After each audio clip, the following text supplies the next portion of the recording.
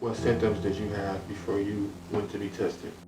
Some of the symptoms I had were similar to the flu. I had flu-like symptoms. I was had body aches. It seemed like I had chills. I didn't have what they said the normal symptoms of COVID for people to be aware of. They were saying if you had a cough, if you had shortness of breath, or if you had a high fever.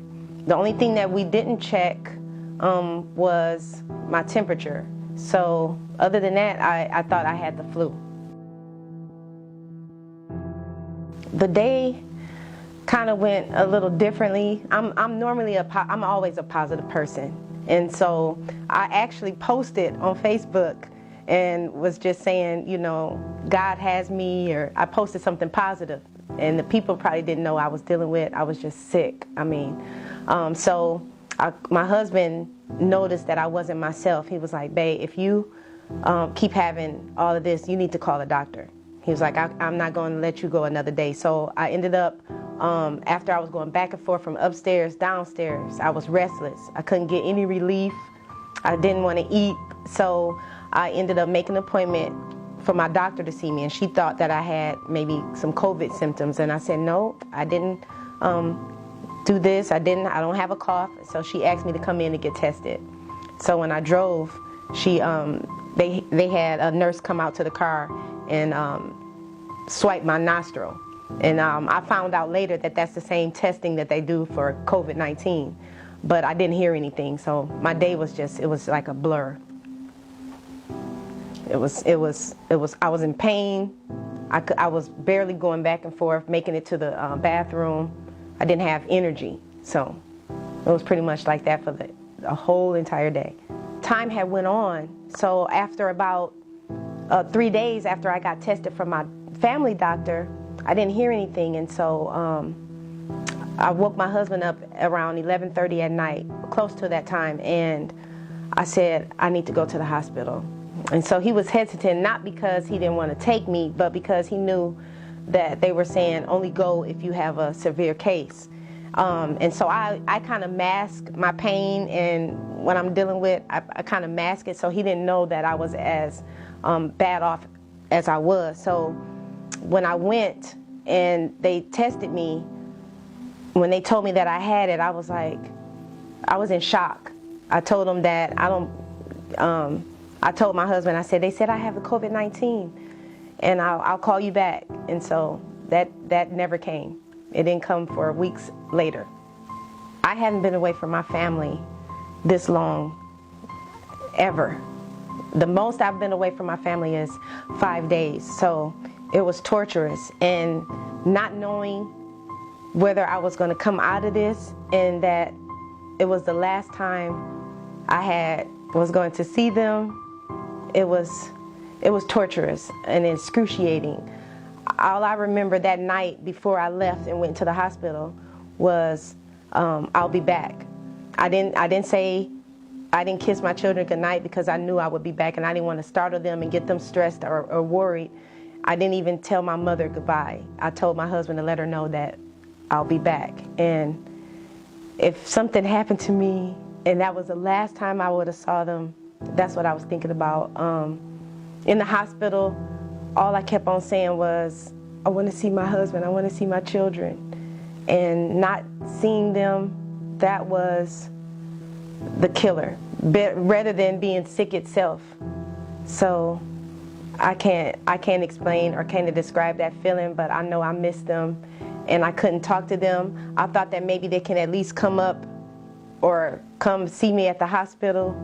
I couldn't even hear or talk to them on the phone, and it made me appreciate life more. It made me appreciate every second that counted. So they were my motivation for getting better. They were my motivation for taking the medicine I needed to take, for pushing myself to walk, pushing myself to get up.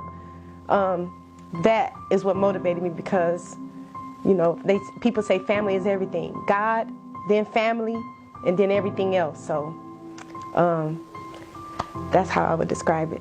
It was different on different occasions, because I'll say my first phase, they call it being extubated. That's when you get off of the ventilator. That's when they take the tube out of your mouth. And so because I had been on it for so long, about a little over 2 weeks, I couldn't talk, I couldn't speak, I was incoherent. I didn't know where I was, or some things I would be confused about because of all the medicine that they have you on to keep you in an induced coma. I didn't know when I was awake or when I was dreaming. So they would constantly come in and check on me, like maybe every 30 minutes, checking my vitals, making sure I was okay. I couldn't drink water, but they made sure I was hydrated, with the IVs. And so after I left that phase, I was able to go to what they call the regular COVID floor. I mean, they had an entire floor for COVID patients. And so then they were able to check on me less. When they weren't in my room, I had to move my arms and legs. You couldn't stand, I couldn't walk. I had lost so much weight. I became darker. I had no strength. I lost all muscle, so it was like I lost all this weight, but it was just all like jelly. So to get my strength back, they made sure every hour that I kept, while I lay in bed like I was riding a bike, they made sure that I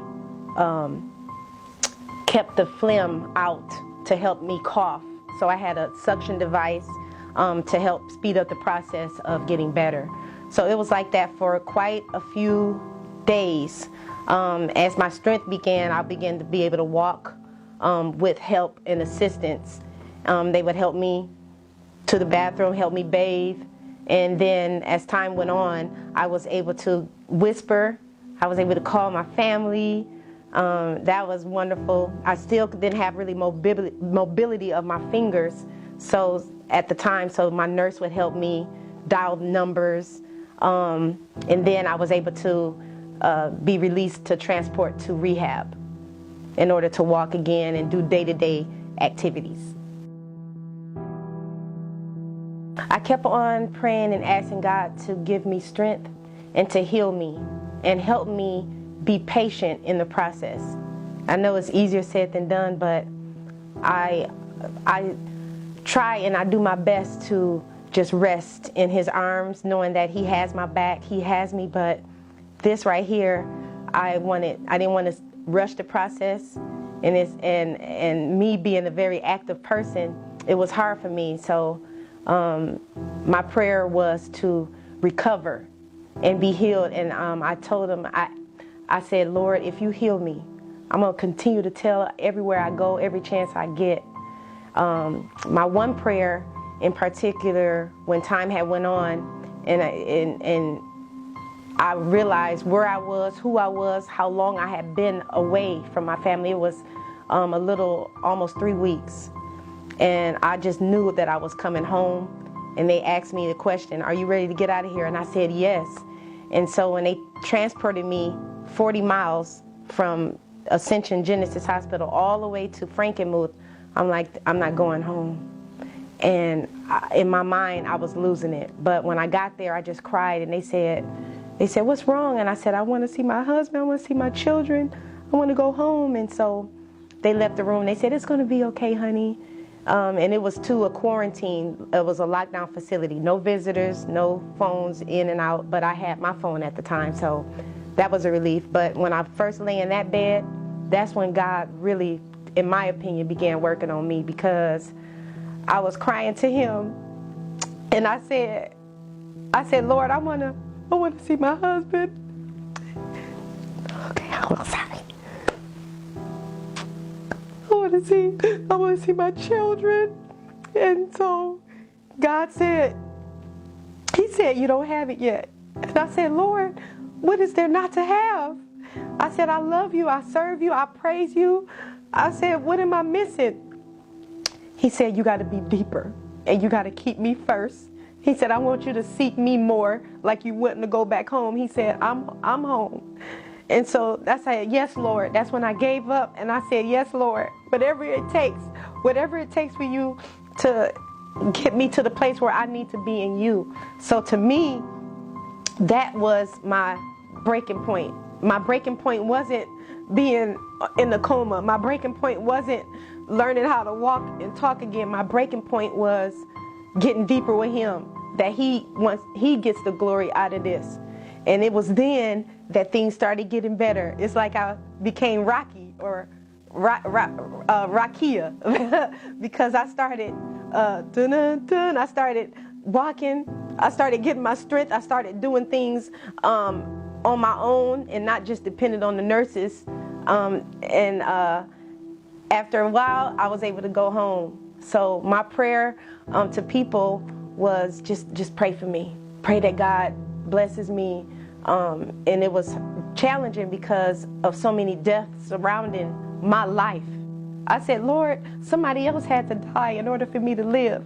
And I didn't want their death to be in vain, so I started praying for the names of the people that I would see across the news screen. I started praying for them. And in praying for them and praying for their families, God started showing me my purpose of why he let me stay here to tell of his goodness. So that was my prayer. When they said that I can go home, I was very happy. But they did tell me that it wasn't going to be easy. I would still have to continue my regimen of physical therapy. I had to continue. Unfortunately, it's taken me longer for my vocals, or as they call it, speech therapy, because they didn't have an actual nurse there because of quarantine and because it was a lockdown facility. For her safety, they didn't have another one. They didn't want anybody coming in or anybody coming out. So it took me longer, but I told them I promised that I will do what it takes. When they found out I had stairs, they were kind of hesitant, but I said, I'll stay downstairs if I have to, if it means coming home. So when I finally did, I was happy. I kept on thanking God. I didn't sleep that whole night. I was just awake like, is it 1 more hour? Is it 2 more hours? Time didn't go. It seemed like time wasn't going by fast enough. And it took even longer because I kept watching the clock. But it was a very exciting day. I just remember I didn't want to go home looking crazy, so I tried to do something with my hair, but my arms really couldn't. I didn't have the strength, but I didn't care. I was like, I want to go home. So it was a very exciting day when they told me. I would like to let them know that there is hope and that there is a God out there. He's yet in the healing business. He's yet in the delivering business.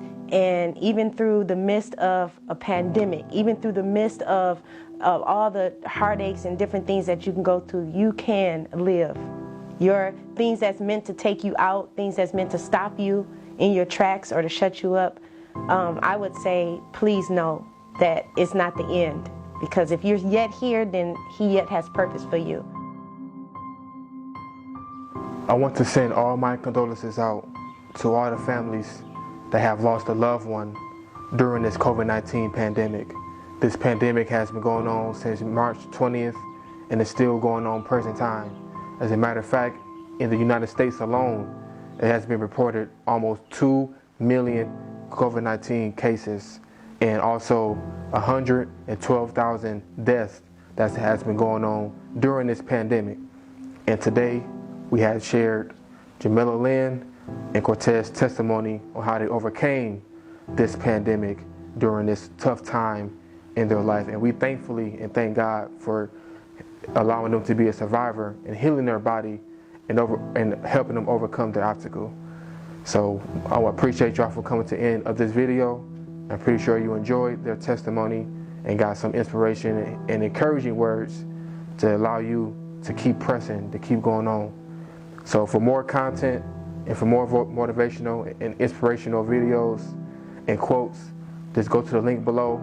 You can find Scars on the website, on Facebook, on Instagram and Twitter. And if you have any questions or any concerns, just send a text or send a message through the website and Facebook. Have a blessed day. My name is Jamillah Lynn, and I'm a COVID-19 survivor.